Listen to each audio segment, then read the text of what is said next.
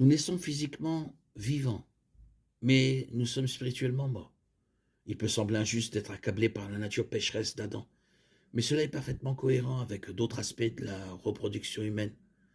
Nous héritons de certaines caractéristiques physiques, comme la couleur des yeux de nos parents, et nous héritons aussi de certaines de leurs caractéristiques spirituelles. Pourquoi la transmission des traits spirituels devrait-elle être différente de la transmission des traits physiques? Nous pouvons nous plaindre d'avoir les yeux marrons alors que nous voulions les bleus. Mais la couleur de nos yeux est simplement une question de génétique. De la même manière, avoir une nature pécheresse est une question de génétique spirituelle. C'est une partie naturelle de la vie, des pécheurs potentiels que nous sommes.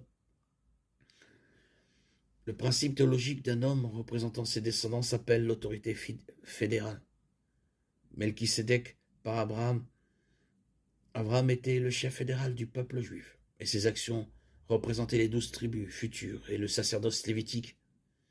Je n'ai pas mangé du fruit, il est vrai que nous n'étions pas physiquement présents dans le jardin d'Éden avec le jus du fruit défendu tachant les commissures de notre bouche coupable.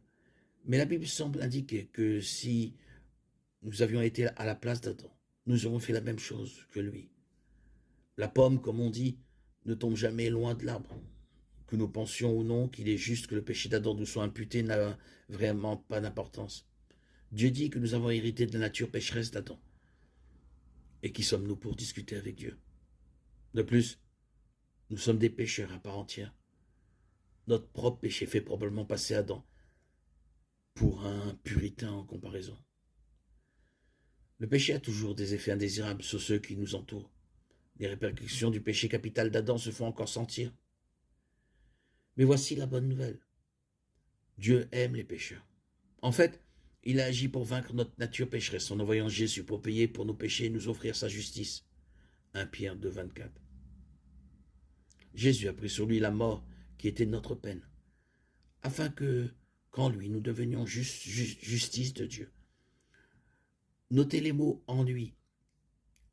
Nous qui étions autrefois en Adam, pouvons maintenant être en Christ par la foi. Christ est notre nouveau chef, et en Christ, tous seront rendus vivants, afin qu'en lui, nous devenions justice de Dieu. 2 Corinthiens 5, 21, 1 Corinthiens 15, 22.